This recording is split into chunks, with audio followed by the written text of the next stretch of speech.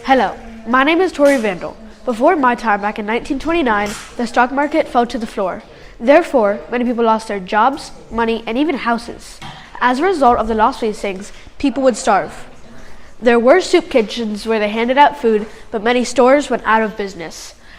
America was in chaos, diseases spreading across the U.S. like wildfire. So, how can we prevent this uproar from happening again? By 1931, 75% of Americans were unemployed. In 1932, President Franklin D. Roosevelt created the New Deal. The New Deal was a series of programs that supposedly restored prosperity in America. Roosevelt tried his best to pick America up from the ground. The New Deal was supposed to help our home country in many ways, such as agriculture, stock, financial, employment, and many more. First Lady Eleanor Roosevelt, who also suffered from polio disease, knew how struggling families felt during these tough times. She knew what the people wanted, so was a ginormous help in these times. You may be aware of the 2008 stock market crash. Although it never came close to the dirty 30s, many people were just as lonely, sad, depressed, and homeless.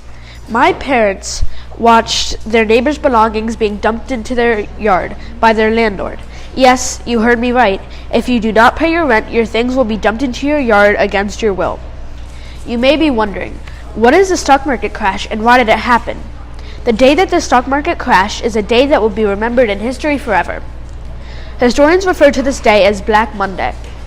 On October 28, 1929, the stock market lost 13% of its total value. It is not a coincidence that there were large gains just before, called the Roaring Twenties.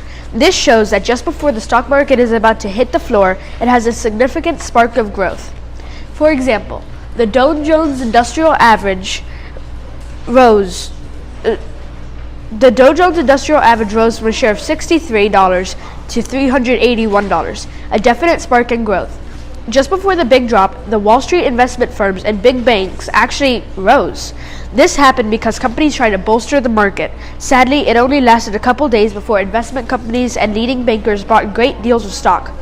According to www.thestreet.com, the stock market ironically came at a high time of economic optimism in the U.S. The stock market is a very important part of everyday lives. You can invest from big brands to starting companies. The stock market is a game of chance played throughout life. It can help you make it or break it, so it is very important to be smart about your economic choices, so you don't end up on the streets like many people did during 1929 to 1939. Thank you.